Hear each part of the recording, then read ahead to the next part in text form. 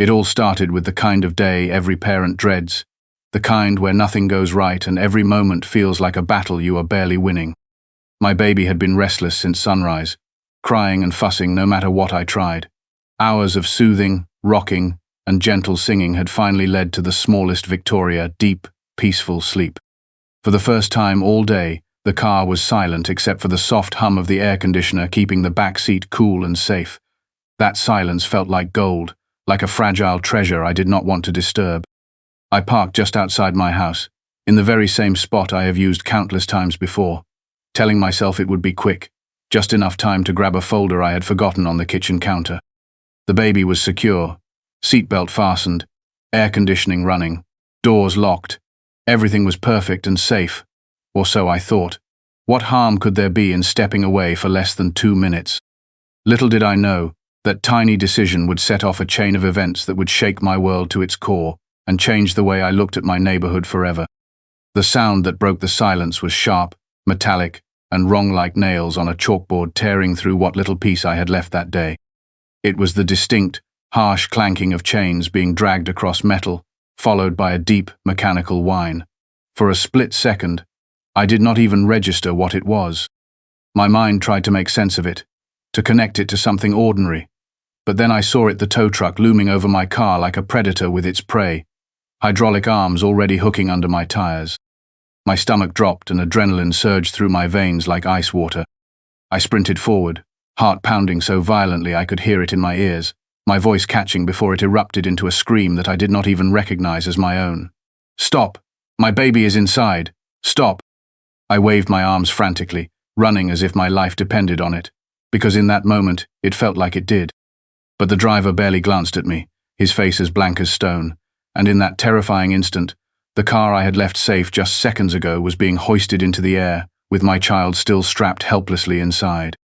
I could feel my legs trembling, my mind screaming every possible scenario of what could happen if that car shifted too hard, or if my baby woke up terrified and alone. That simple, ordinary choice to step away for 2 minutes had just spiraled into my worst nightmare, and it was only beginning. And then I saw her. Standing there at the edge of her driveway with arms folded tight across her chest, and that ever-present smirk she wore like armor, was Karen, the self-proclaimed enforcer of our neighborhood's rules.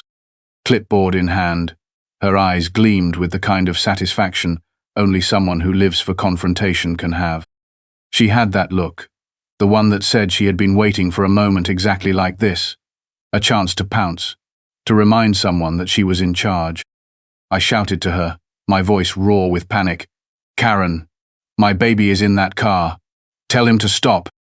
But instead of rushing to help, or even showing an ounce of concern, she just tilted her head slightly, lips curling in that condescending way that made my blood boil. "Rules are rules," she said flatly, as though the life of a child was nothing more than an inconvenience to her perfect little world of trimmed lawns and numbered parking spaces. I could not believe what I was hearing. My baby was in danger, and she stood there as if she had accomplished something. The tow truck driver kept working, ignoring my pleas, because she had ordered it, she had authorized it. I felt anger ignite deep in my chest, but panic overpowered everything as I screamed again, louder, desperate, my voice breaking under the weight of the situation. Yet Karen only shrugged, her hand tightening around that clipboard like it was some kind of badge of power, and in that moment I realized she was not going to help me. She was enjoying this, feeding off the control she thought she had over me and my family. Neighbors were starting to gather now, drawn by the shouting, their eyes wide and confused. Some of them asked what was happening, but Karen cut them off before I could even answer, saying something about illegally parked vehicles and no exceptions, like she was announcing a law to the world. That was the moment it hit me fully. She did not care about me, about my child, or about the danger she had caused. This was about power for her, and she was not going to back down, even if it put a baby's life at risk. The tow truck roared to life, the metal arms lifting my car at an angle that made my stomach lurch. I sprinted after it, my shoes slamming against the pavement as if sheer speed could stop what was happening. I was shouting into my phone now, screaming to the emergency dispatcher about what was unfolding, trying to get the words out through gasps and tears. "My baby is inside. They are towing my car with my baby inside. I could hear the shock in the operator's voice as she assured me help was on the way, but in that moment every second felt like an eternity. The truck lurched forward, pulling away faster than I could run, and for a terrifying heartbeat, I considered throwing myself in front of it just to make it stop. Neighbors shouted at the driver, one man even running alongside me, yelling for him to pull over. But the truck kept moving, engine growling like some merciless beast, dragging away the one thing that mattered most in my life. Behind me, I heard Karen muttering to someone, something about people learning their lesson and the rules being there for a reason. Those words cut into me like knives. My baby was in that car, terrified and alone, and all she could think about was enforcing some petty parking rule. My vision blurred as tears streamed down my face, but I kept running, legs burning, lungs screaming, trying to keep the tow truck in sight while clutching my phone and begging the dispatcher to hurry. Every sound was amplified, the screech of the chains, the grinding of the tires, my own voice cracking as I screamed for them to stop. In those endless seconds, I felt powerless, watching something I thought could never happen to me unfold in real time. The tow truck turned at the corner, my car still swaying slightly on its rig, and my heart broke at the thought of my baby waking up and crying, confused and scared, strapped to that seat in a car being dragged away by strangers. I stopped for a brief second, chest heaving, staring down that street as the truck disappeared, and all I could think was, this is not happening. This cannot be real. But it was, and I knew in that moment that nothing about this day would ever be the same again. Inside that car was the most precious part of my life, a tiny human who depended on me for everything, who trusted that no matter what happened, I would keep them safe. But now that trust had been shattered by something so preventable, so cruel, that my chest ached with both rage and terror. My baby was strapped into that car seat, too young to even comprehend what was happening, too innocent to know that strangers were dragging them away from their mother. I pictured their little hands twitching, their face scrunching up as confusion turned into panic, and then the inevitable crying when they woke up alone in a swaying car being hauled away. The horrifying thought hit me like a brick. Car seats are designed for accidents, yes, but not for being jolted up and tilted at an angle by a tow truck. Every bump, every jolt, was a risk. I imagined their tiny neck unsupported if the harness shifted, the seat tipping slightly because it was never meant for that kind of movement. My stomach churned as I thought about what could happen if the car took a sharp turn or, God forbid, if the driver hit the brakes too hard. Every second counted, and I felt them slipping further away from me with each turn of those monstrous wheels. My voice cracked and wavered as I shouted into the phone, struggling to explain to the emergency dispatcher how urgent this was, that this was not just a wrongful tow but a kidnapping in all but name. Neighbors were yelling in the background, some running with me, others yelling at Karen, who stood her ground like she was the hero of some twisted rulebook. She looked almost proud, her lips curled into a tight grin, eyes narrowed with an arrogance that made me want to scream louder. "This is exactly why we have rules," I heard her say to someone nearby. "Maybe now people will think before parking where they should not." Those words were gasoline on the fire already raging in me. It was not just my car being towed. It was my baby's safety, my family's peace of mind, and she was treating it like some neighborhood lesson, like I was a child she needed to punish. My legs were aching, lungs burning as I chased after that truck, but I knew even if I could run forever, I could never outpace the reality of what was happening. The dispatcher told me officers were on their way, but in my mind, that tow truck was already miles away, and my baby was already screaming for me. I've never felt so helpless in my life, and I vowed in that moment that I would make every single person responsible for this pay for what they had done. And then a thought hit me like lightning, stopping me in my tracks for a fraction of a second. Karen had no idea who I was, no idea what she had just done. She thought she was teaching some random neighbor a lesson, flexing her little HOA power like a badge of honor, but she had made a colossal mistake. I am not just a homeowner on this street. I am the wife of the mayor of this city, and that means she had not just messed with some ordinary family, she had messed with someone who had influence, someone whose phone calls get answered, someone who does not have to scream into the void to be heard. As the thought settled, a strange calm came over me, like a storm giving way to sharp, focused clarity. She thought she could stand there with her smug little grin and her clipboard and get away with this, but she was about to learn how badly she had miscalculated. I relayed my location to the dispatcher, adding every detail I could, and then I told her exactly who I was. The line went quiet for a second, the operator confirming my name. Then her tone shifted instantly from professional concern to something sharper, more urgent. "Ma'am, stay calm. Officers are en route and will handle this immediately," she said, her voice carrying the kind of authority I needed to hear in that moment. I could feel eyes on me now, neighbors whispering, Karen staring as if trying to decide why I was suddenly so composed. I locked eyes with her, and for the first time since this started, she looked uncertain. Maybe it was the way I straightened up, or the way my voice steadied as I told her loud enough for everyone to hear. "You have no idea what you've just done," she faltered, just for a split second, but then tried to regain her footing, waving her hand dismissively.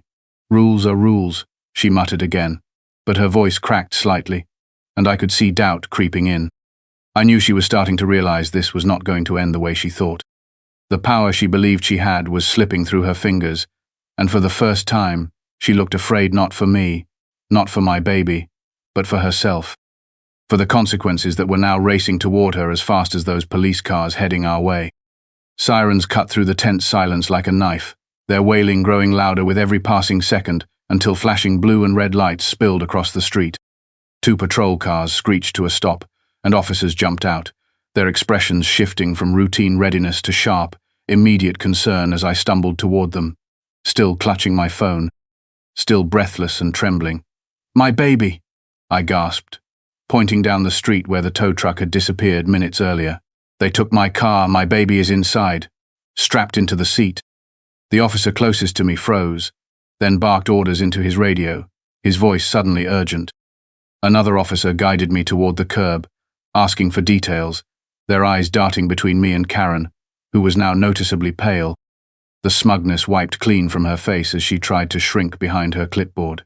I heard the dispatcher's voice echoing through the officer's radio confirming that a BOLO alert had been issued for my vehicle. The weight of what Karen had set into motion was dawning on everyone around us.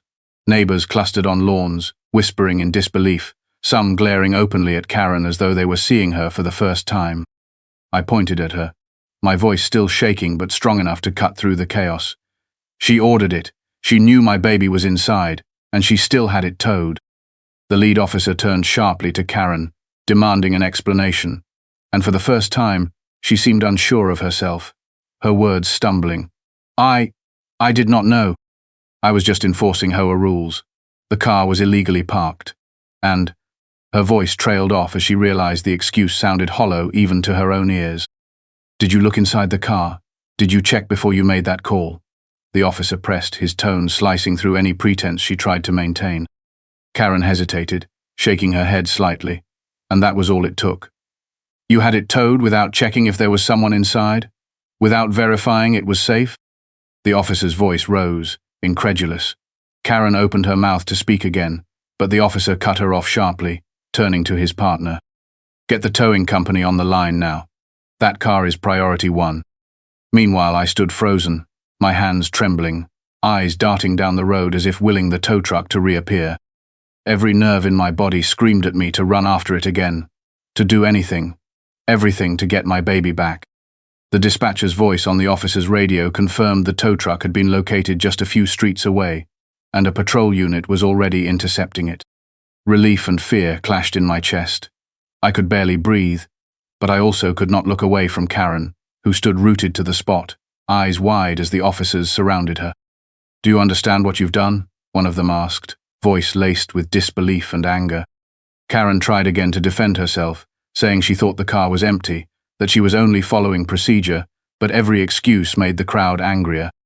People began speaking up, neighbors, who had kept quiet about her antics now raising their voices, recounting past incidents where she had gone too far, imposed fines for trivial things, or publicly humiliated homeowners. All that power she had wielded with such arrogance was crumbling in front of her, and everyone could see it. Minutes later, another patrol car pulled up behind the original units, and when I saw the officer step out holding my baby in his arms, still strapped safely in the car seat, I collapsed to my knees, tears streaming uncontrollably. My baby was safe crying, scared, but safe. The officer crouched down, handing them to me gently, his expression softening as he said, "They're fine, just frightened." I clutched my child to my chest, rocking back and forth as relief washed over me like a tidal wave. Around us, neighbors clapped and sighed, some even wiping their eyes, but my attention locked back on Karen, who now looked like she wanted to disappear. The lead officer walked over to her, now holding his notebook like it was a hammer waiting to drop. "You are being cited for negligence and potential child endangerment. You had no right to authorize that tow without verifying the situation. You put a child's life in danger," he said, his voice stern and unyielding. Karen's jaw opened, but no words came out. She glanced at me, eyes darting nervously, and I met her gaze with one that said everything I felt: rage, disbelief, and an ironclad promise that this was far from over. As words spread beyond our block, the scene transformed from an isolated incident into something far bigger. Neighbors who had been on the fence about Karen's HOA reign of terror now spoke openly about her history of bullying and power trips. People shared stories of outrageous fines, aggressive confrontations, and even threats she had made under the guise of community standards.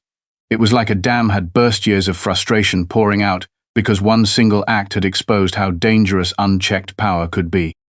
And through it all, Karen just stood there, silent, gripping her clipboard as if it could still protect her, while the officers took statements, documented everything, and prepared for what was clearly going to be more than just a local citation. This was now a full investigation, and the way the officers spoke, it was clear they were not going to let it slide. The neighborhood had shifted, the control Karen once held evaporating before her eyes.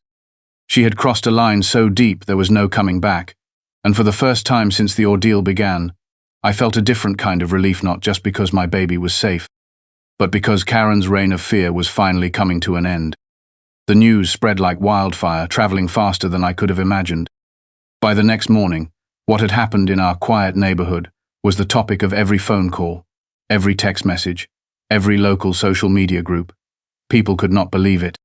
A baby had been towed away in a car because one person decided to abuse her power. The anger was immediate and overwhelming. Parents were horrified because they saw their own children in that situation, imagining what it would feel like to run outside and find their baby gone. Neighbors who had once kept their heads down and ignored Karen's behavior were now speaking up loudly, recounting every unfair fine, every public humiliation, every ridiculous rule she had forced onto the community. There was no defending her anymore, no middle ground to stand on. People were furious, not just at her but at the HOA itself for letting her wield so much unchecked authority for so long. It was as if one horrifying mistake had ripped the blinders off, showing everyone what had been there all along but ignored because it was easier to stay quiet than to fight back. The following HOA meeting was nothing short of explosive. Word had spread so widely that the room was packed shoulder to shoulder, residents who had never attended before now standing in the back, arms crossed, eyes fixed on the front where the board sat in uneasy silence. Karen was there, of course, but gone was the confident, smug expression she always wore. She sat stiffly, face pale, hands fidgeting with her now infamous clipboard. The moment the meeting opened, people demanded answers. Voices were raised, some shaking with emotion, others roaring with outrage. One mother shouted about how she had been fined for having her kids' bikes on the driveway for 5 minutes. A father recounted being threatened with a lien on his home because his grass had grown a little too long while he was away on military deployment. Every story poured gasoline on the fire, and Karen sat there shrinking smaller and smaller with every passing minute. When it was my turn to speak, I stood up holding my baby close, who clung to me with wide eyes as if still remembering the terror of the day before. The room fell silent. I told them what it felt like to hear those chains clank onto my car, to run screaming as my baby was taken away, to watch someone who was supposed to protect our community show absolutely no humanity. I told them how Karen stood there, unbothered, spouting rules are rules, while my child was in danger. You could hear a pin drop when I finished, and then, almost like a wave crashing, people erupted again, shouting for her resignation, shouting for change. It was the kind of anger that could not be pacified with an apology or a policy review. They wanted her out, and they wanted it now. By the end of that meeting, the pressure was unbearable for the board. They announced that an emergency review of HOA leadership and policies would begin immediately, but the crowd made it clear that was not enough. A petition was passed around right then and there, calling for a vote to remove Karen from the board entirely, and within minutes, dozens of signatures covered it. Neighbors who had barely spoken to each other before were now united, shaking hands, sharing stories, and forming a plan to take back their neighborhood from the fear and control that had ruled it for too long. It was incredible to watch people who once felt powerless suddenly realize they had strength in numbers, that they could make changes and hold those in power accountable. Karen tried to speak once more before the meeting ended, stammering something about misunderstanding and only wanting what was best, but her words were drowned out by the crowd's outrage. The very people who once avoided her gaze were now staring directly at her, no longer intimidated, no longer willing to accept her authority. The shift in power was unmistakable, and for the first time in years, it felt like the neighborhood truly belonged to the people who lived there, not to the ones who abused their titles. But for me, it was never going to be enough to just see her lose her position. What she did went beyond poor judgment. It was negligence that put my baby's life at risk, and there had to be real consequences. My husband, the mayor, stood firmly behind me as we began the legal process. Lawyers reviewed everything, from the 911 call to witness statements to the HOA bylaws Karen had used to justify her actions. What they found was clear. She had overstepped her authority, ignored safety protocols, and caused emotional and physical risk. The towing company was also facing scrutiny. Their own practices questioned now that the whole city knew they had hauled off a car without checking inside first. It was bigger than just one neighborhood dispute. It had turned into a case of public safety, of how power in small hands can cause big damage if left unchecked. As the case moved forward, Karen disappeared from public view, no longer patrolling the neighborhood, no longer handing out fines or glaring at people from behind her blinds. For someone who had built her identity on control, it must have been crushing to watch it all crumble. But my focus was never on her humiliation. It was on making sure no one else ever suffered what my family did. Weeks later, new policies were put into place. No car could be towed without at least 2 verifications and proper documentation that included checking inside the vehicle. The HOA board was restructured, with new leadership voted in by the residents, people who had earned the trust of their neighbors rather than bullied them into silence. And something beautiful happened in that process. The community came together. People started talking more, helping each other, sharing resources, and looking out for one another. The street felt safer, not because of strict rules or harsh fines, but because people finally felt like they had a voice again. As for me, I still have moments where I remember the panic, the helplessness, and it sends a shiver down my spine. But then I look at my child playing, smiling, safe, and I remind myself why I spoke up, why I fought back. This was never just about one car being towed. It was about standing up when something is wrong, about protecting what matters, and about reminding people who abuse their power that there are limits. And if they forget, there are always those willing to make them remember.